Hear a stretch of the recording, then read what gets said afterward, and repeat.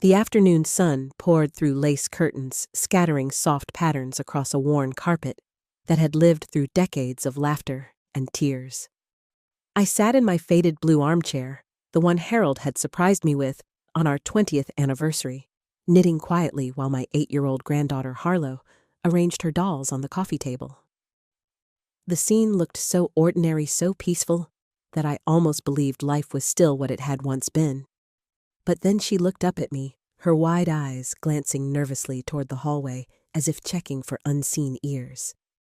"Grandma Clarice," she whispered, climbing into my lap and wrapping her tiny arms around my neck. "Can I tell you a secret?" I put down my knitting, giving her the full attention children deserve when they whisper things that weigh too heavy for their small shoulders. "Of course, sweetheart." Her warm breath touched my ear as she spoke words that knocked the air from my chest. "Mommy and Daddy are sending you to a nursing home today. I heard them talking last night." My hands tightened around the chair's armrests. "What did you hear, honey?" I asked, forcing calm into my voice. She repeated it with the blunt innocence only a child carries. Her mother said I was too old to live alone and too expensive to keep. Her father mentioned visiting hours on Sundays as though I were a chore to be scheduled. My heart ached. Memories of Kurt as a little boy flooded my mind, running to me with scraped knees, begging for one more story before bed. How had that loving child become a man willing to discard his own mother? I forced a smile when Harlow looked into my face. "I'm fine, sweetheart," I told her, though I felt anything but fine. Soon after, Avalon's sharp voice echoed through the doorway, summoning her daughter. I kissed Harlow goodbye, holding her longer than usual, whispering that I loved her more than she would ever know. Then I watched my son avoid my gaze as they left. Alone in the silence, I felt like the walls themselves were closing in every framed photograph of Kurt, accusing me of naivety for believing he still valued me. I went to my bedroom, pulled a suitcase from under the bed, and packed slowly. A few changes of clothes, Harold's wedding ring that still hung around my neck, my medications, and one small envelope I had always kept hidden. At the bottom of my jewelry box beneath velvet lining was the key Harold had made to a truth no one, not even Kurt, knew. 5 years earlier, after Harold's diagnosis, I had promised him something in the sterile white of a doctor's office. I would not reveal the fortune his patents had created until I believed our son had the character to bear it. When the front door slammed shut behind my family, I walked out soon after with suitcase in hand. I did not know my destination, only that I could not sit and wait to be collected like discarded furniture. I boarded the bus, the driver asking where I was headed. Downtown, I answered, my voice steadying as though I were reclaiming control. First National Bank. Half an hour later, I sat in the bank's private conference room, a stack of safety deposit boxes spread before me. Mr. Davidson, the manager, had treated me with a reverence that surprised me after years of living modestly. Inside the metal boxes lay the truth, Harold's notebook with patent numbers and royalties carefully recorded in his neat handwriting, investment documents, accumulated through cautious years, and a balance sheet that still startled me. $17,200,000. I thought back to the early inventions, an improved can opener, a sprinkler head that hardly made a ripple. Then came the automatic pet feeder. Harold built the prototype in our garage, never imagining the royalties that would pour in when pet companies licensed it. From there, he expanded to medication dispensers, irrigation controllers, even bird feeders. We invested quietly, choosing blue-chip stocks, real estate bonds. Nothing flashy, never revealing our wealth. Harold insisted Kurt must build his own life free from the crutch of inherited money. And I agreed, until now. My phone buzzed on the table. A text from Kurt: "Mom, are you home? We need to talk." Then another from Avalon claiming they were worried. I almost laughed at the irony. They were worried only that their plan might unravel. I closed the notebook and slipped it into my purse. Through the small window, I spotted Kurt pacing in the lobby, running a hand through his hair in frustration. Davidson returned quietly to inform me my son had asked for me. I told him firmly, I am not to be disturbed. That evening, I checked into a modest hotel near their neighborhood. For the first time in years, I felt something strange coursing through me. Not fear, not sadness, but liberation. They thought they knew me, thought I was powerless. They had no idea what they had just unleashed. The next morning at 8:15 a.m., I met a woman recommended by Mr. Davidson, a private investigator named Margaret Chen with steady eyes and a notepad that looked as worn as truth itself. We sat in a diner that smelled of burnt coffee and buttered toast, and I slid a list across the table, addresses, phone numbers, and the few places Avalon liked to parade her designer bags. I want their debts, their routines, their whispers. I said, my voice low, and I want to know what they've been telling people about me. Margaret nodded, no judgment, only focus. How deep, she asked. All the way to bedrock, I answered. She smiled thinly, as if she had been waiting her whole career to hear those words.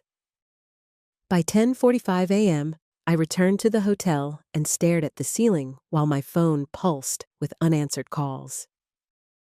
Every voicemail sounded identical, Avalon's tight concern, Kurt's pleading baritone. Worry, worry, worry. Not one apology, not one honest sentence. Margaret's call came at 5:20 p.m. sharp. You'll want to sit for this, she said, and I did. Their financial life unfolded like a long, frayed thread, credit cards at their limits, a second mortgage procured with optimistic signatures, 2 luxury car payments devouring every month property taxes past due. But what cut me deepest was the timeline she had assembled. 6 months earlier, right after the county's assessment had arrived, on my home, Avalon began compiling lists of facilities with cheerful names and bleak inspections. She had compared prices, circled the cheapest, bookmarked an attorney who specialized in guardianship and conservatorship. They're crafting a narrative, Margaret said. She's been telling neighbors you're forgetful, that you repeat yourself, that you wander at night. It will make it easy to justify the placement if anyone asks. I remembered Mrs. Patterson speaking to me slowly on the sidewalk, the softened syllables, the pitying smile I hadn't earned. Poison dripped so quietly you only realized it after the flowers had turned brown. Document everything I told Margaret, my voice steady now. If they breathe in a lie, I want it on paper. Then I asked the question that had been forming like a bruise, and Harlow. Margaret's pause was brief but heavy. She makes her own breakfast at 6:30 a.m. most days. Walks to school alone because Avalon has errands. Afternoons at the neighbors until your son gets home. She's bright, polite, and used to being invisible. I pressed the heel of my hand to my sternum as if I could prop my heart in place. Thank you, I said. Tomorrow we move. At 9:05 a.m. the next morning, I sat across from my lawyer, Richard Payton, in a mahogany-paneled office where serious decisions hung in the air like oil portraits. I placed Harold's notebook between us and opened it to the careful tally that had guided our years, patents, royalties, reinvestments. $17,200,000. I said, the number no longer startling, only solemn. Richard removed his glasses and polished them as if clarity could be rubbed into glass.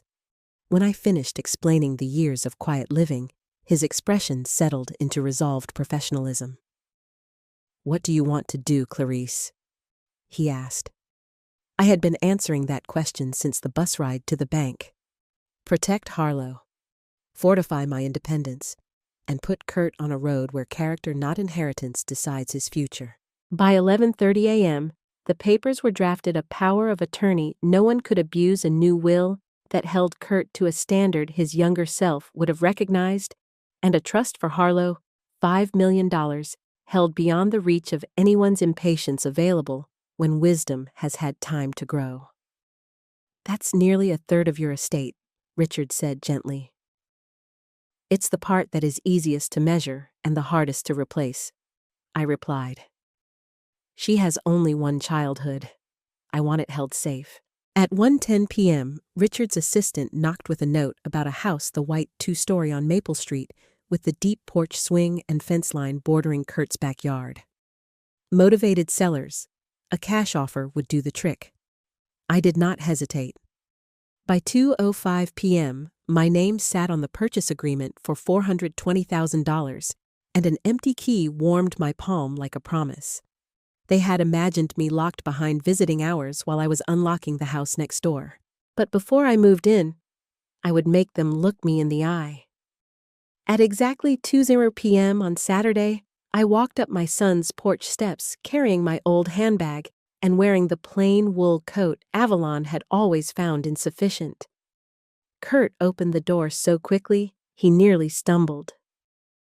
Relief poured off him first, then anger tried to catch it. "Mom, where have you been? We've been worried sick." The lie was smooth. Practice breeds polish.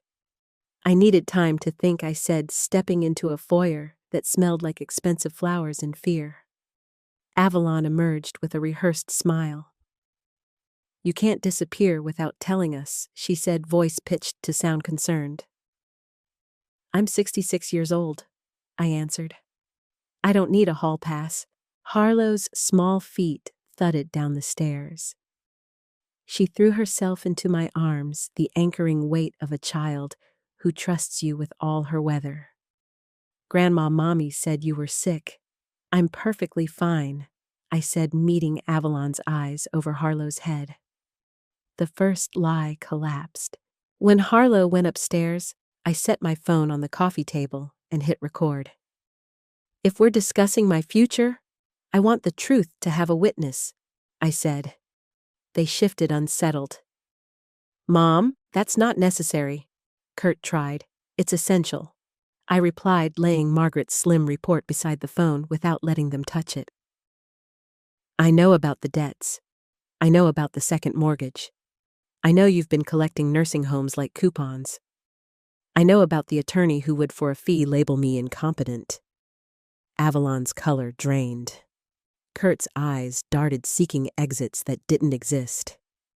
I let silence stretch the way you do when you've given people enough rope and you're waiting to see whether they'll tie a knot or the other thing. Then I opened Harold's notebook and read. Patent numbers, filing dates. Annual royalties stated plainly, hundreds of thousands flowing from devices the world barely noticed. Finally, the single line from my current statement, total assets $17,200,000. It landed in the room like a thunderclap. Avalon's mouth opened and shut. Kurt stared as if the page were written in a language he'd forgotten. "You lived like a pauper," Avalon whispered. "I lived with purpose," I said. "Your father wanted to know whether his son would become the kind of man who could shepherd a blessing without being strangled by it." I slid one more paper across the table. "I'll be moving into the house next door next week," I said evenly.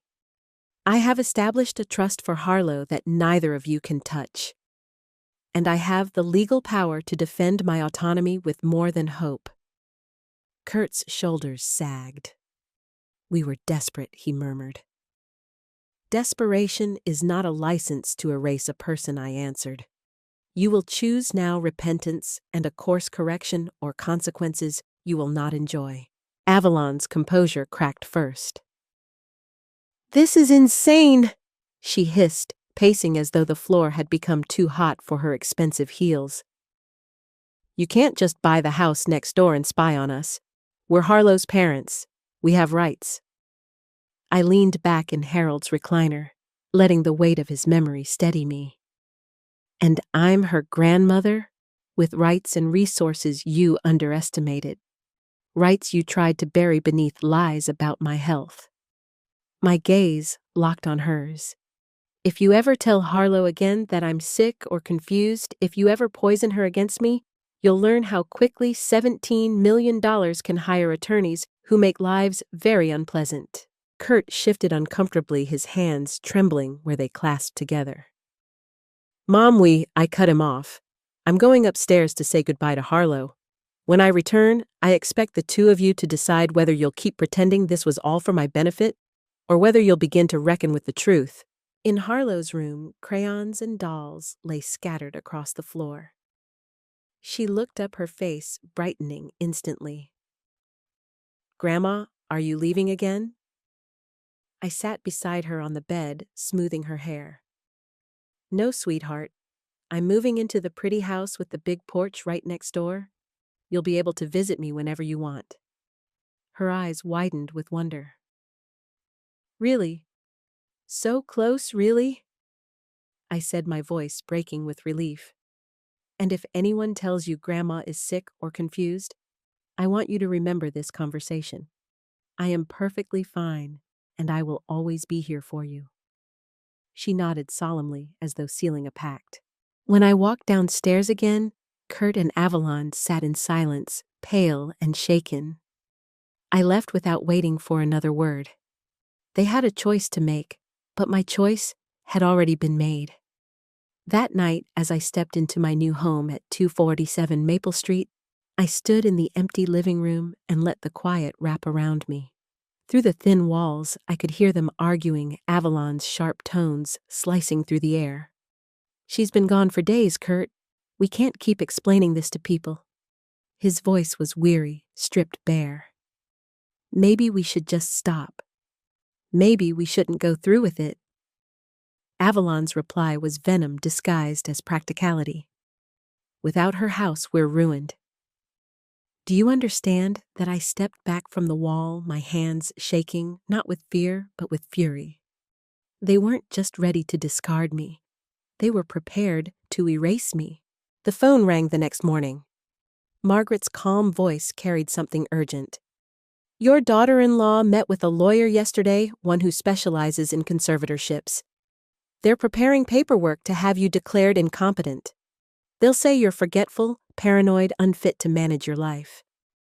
I sat down hard on the window seat, staring at Harlow's bedroom window across the yard. "They think they're dealing with a helpless old woman," I said slowly. "It's time they learned the truth." 2 days later, I asked Margaret to arrange a meeting. Kurt and Avalon wanted me cornered. Instead, I would put them under lights so harsh they couldn't look away. At exactly 2:00 p.m. on Saturday, I returned to their home. The atmosphere was thick, as though even the walls braced for confrontation. I placed Harold's notebook on the coffee table once again and turned on my recorder. "We're going to speak clearly this time," I said. "No pretenses, no lies." Avalon folded her arms. "You can't intimidate us with theatrics." I ignored her and opened the notebook. "This is your father's legacy. Each patent here generates hundreds of thousands annually. Over 15 years, careful investments grew it to $17,200,000. I lived modestly because Harold wanted to test whether you could build a life without leaning on inherited wealth. I now have my answer." Kurt swallowed hard. "Mom, if you'd told me, we wouldn't have struggled. We could have. You could have what I interrupted. Bought more luxury cars, dug the mortgage hole deeper. Harold and I helped when you needed it, $50,000 for your home's down payment inheritance disguised as something else. You thought it came from life insurance. It was me. We gave you chances, Kurt. All we asked was that you grow into wisdom." Avalon's voice rose brittle and desperate. "If you're so wealthy, then you owe us. We've been drowning while you sat in that shabby little house pretending to be poor." I stood towering in my indignation. "I owe you nothing. You planned to sell my home behind my back to lock me away in the cheapest facility you could find to lie to my granddaughter about my health. That isn't desperation. That is betrayal." The silence that followed was suffocating. Then I delivered the part they couldn't anticipate. "I've already purchased the house next door. I will live where Harlow can see me every day. I have secured her future with a $5 million trust that you cannot touch. If you attempt to undermine me again, you'll discover just how much influence a fortune can wield in courtrooms." Kurt's shoulders slumped, his eyes glossy. "We made a mistake," he whispered. We were scared. My voice softened, though steel remained beneath. Fear doesn't excuse cruelty, Kurt. You can still become the man Harold believed you could be. But you must choose. Will you? That night, as I moved boxes into 247 Maple Street, I caught a glimpse of Harlow in her window waving eagerly. I waved back, feeling Harold's presence in the steady thrum of my heart. I was no longer the burden they imagined. I was the guardian of his legacy, the protector of my granddaughter, and the woman they had underestimated for too long. 6 months slipped by like pages turning in a thick book. The house at 247 Maple Street was no longer empty walls and echoing footsteps. It was alive with laughter, with the scent of bread baking, with Harlow's crayons scattered across my kitchen table. Every day after school, she came bounding through the back gate, a backpack bouncing on her shoulders, her smile chasing away whatever shadows lingered from the night before. Together, we planted a garden in the yard, rows of tomatoes and strawberries and beans. She learned to ride her bicycle in the driveway, calling out, "Look, Grandma, no hands," while I clapped from the porch, my heart swelling with both pride and sorrow at the childhood she was forced to shoulder alone. Kurt appeared often, sometimes with excuses, dropping off Harlow's forgotten lunchbox, stopping by after long hours at work. But I could see the truth. He was trying to mend a bridge he had nearly burned to the ground.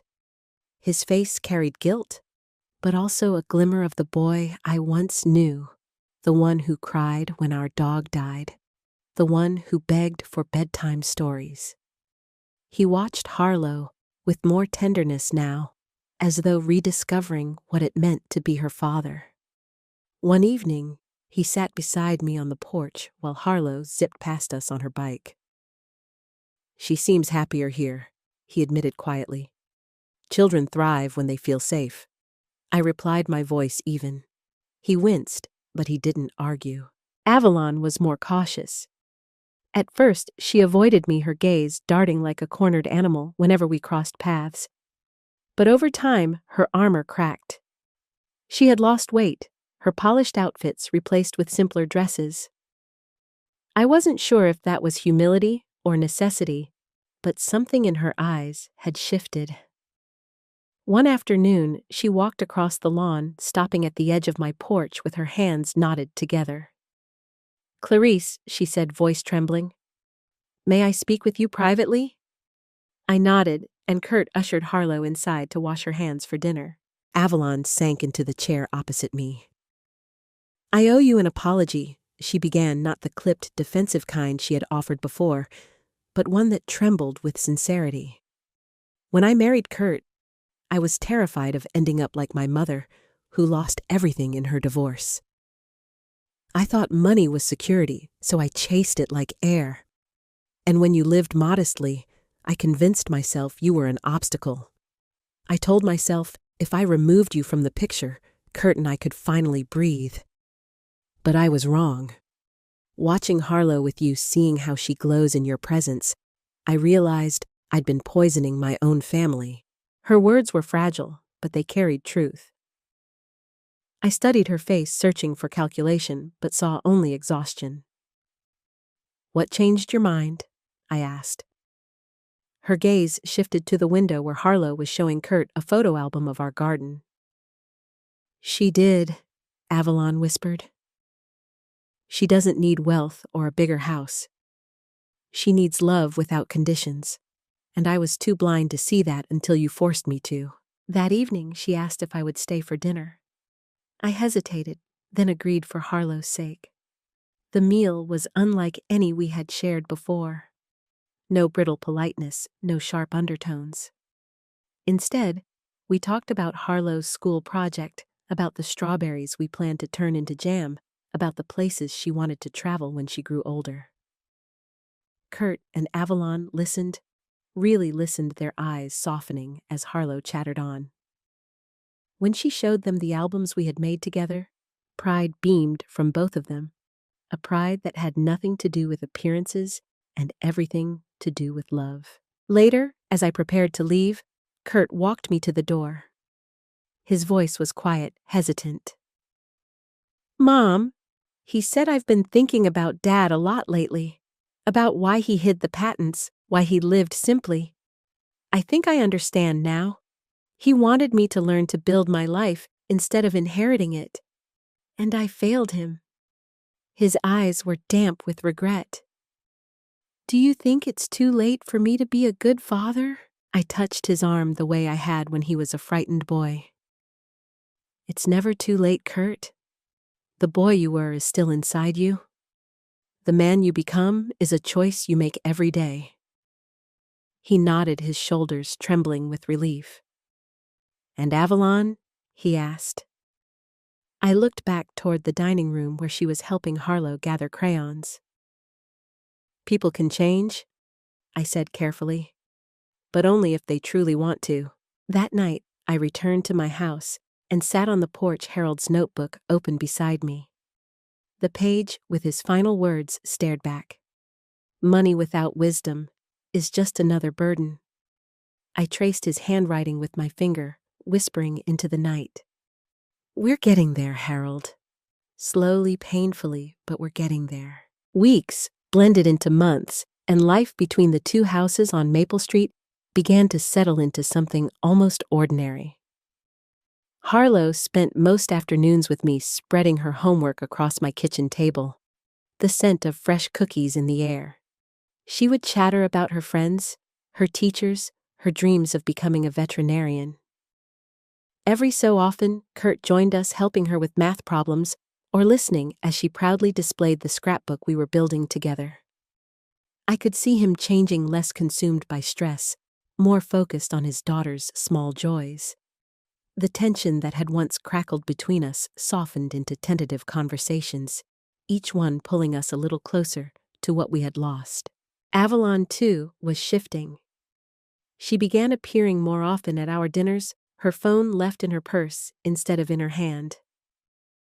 At first, I suspected her motives, but little by little, I saw something genuine. She laughed at Harlow's jokes, knelt beside her during school projects, even spent an entire Saturday helping us plant flowers in the front garden. One evening, as we watered the new blooms, she turned to me and said quietly, "I don't expect you to forgive me quickly, but I'm trying." Not for me, for Harlow. There was no calculation in her voice, only exhaustion and resolve. It was Harlow who truly knitted us together again. She would run between the houses, tugging her parents to join us in simple things, board games, cooking, watching the stars. One night, she begged us all to sit on my porch while she read a story aloud. As her small voice carried into the summer evening, I caught Kurt and Avalon watching her, their expressions softening in unison. Perhaps they were realizing what I had known all along. The truest wealth lay not in bank accounts, but in moments like these, fragile and fleeting, impossible to buy. Still, scars remained. Trust is not rebuilt in weeks or months. It grows slowly, watered by consistency and honesty. There were hard conversations, Kurt admitting how deeply financial fear had warped his choices, Avalon confessing how envy and insecurity had clouded her judgment. And I, too, had to acknowledge the secrecy I had maintained for years, the fortune hidden even from my own son. We sat in my living room one evening, the three of us, and I told them Harold's words. "Wisdom must come before wealth, or money will crush rather than build." I watched Kurt close his eyes, as though finally grasping what his father had tried to teach him. 6 months after I had first walked away from my house, I sat again on my porch, Harold's notebook resting in my lap. Harlow was riding her bicycle in the driveway, shouting triumphantly each time she managed to keep her balance longer than before.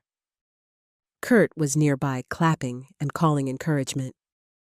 Even Avalon, sitting beside me with her hands folded in her lap, smiled as she watched. It wasn't perfect, but it was progress, and progress was enough. Later that evening, Kurt lingered as Harlow got ready for bed. His face was serious, his voice quieter than usual. "Mom," he said, "do you think Dad would be proud of me after everything?" The question pierced me. I looked at him, the man he was, the boy he had been, the father he was becoming. Yes, I said softly. Not because you've been perfect, but because you're willing to change. That takes more strength than you realize. His eyes filled with tears he tried to hide, but I saw them. And in that moment, I knew Harold's wisdom was not lost. That night, before I went to bed, I found a hand-drawn card waiting in my mailbox. In crooked letters colored with markers, Harlow had written, "Thank you for being the best grandma ever." I pressed it to my chest, tears stinging my eyes. For all the wealth I possessed, no treasure was greater than this small declaration of love. And so I sit here tonight, telling you my story. What would you do if your own family betrayed you? Would you fight back, or would you walk away? I chose to fight, not with anger alone, but with wisdom, patience, and the strength to protect the one innocent heart that mattered most. If my story has reached you, let it remind you money without wisdom is empty, but wisdom without courage is powerless. Protect what you love. Stand firm when others try to diminish you. And never ever underestimate the strength that comes with being underestimated. Thank you for watching until the end. If this story touched you, please like, share, and subscribe to the channel for more. And tell me in the comments, what would you have done in my place? I read everyone.